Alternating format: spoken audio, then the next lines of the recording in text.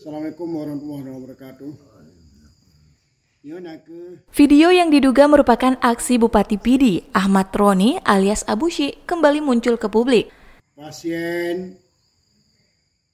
Rekaman itu memperlihatkan dua orang sedang menjalani pengobatan dengan cara dikubur, seperti yang pernah dilakukan Abu Syi beberapa waktu lalu. Legalitas. Jadinya pasien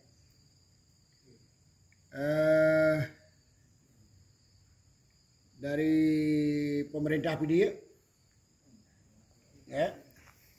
ini ada bantuan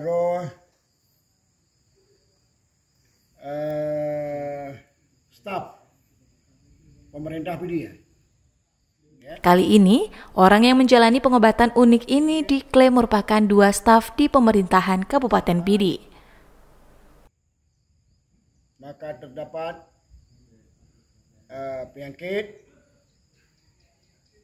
karena urungnya nak ke bandua le mengonsumsi obat-obatan terlarang. Ketagi. Antara lain tertagih dengan obat-obatan terlarang. Ikut terdengar juga cekikan tawaan ketika kedua pasien ini dinyatakan mengkonsumsi obat-obatan. COD. Obat COD. Oh, COD. Kita ada gitu.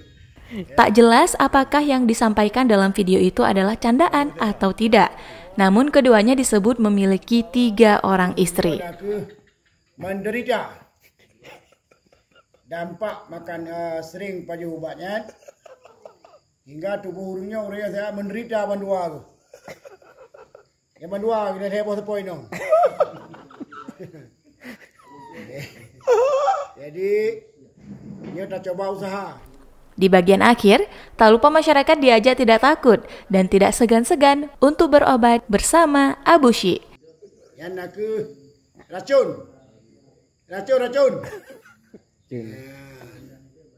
Tim Aceh Info melaporkan. Ada alternatif yang lain daripada ya paju-paju racunnya.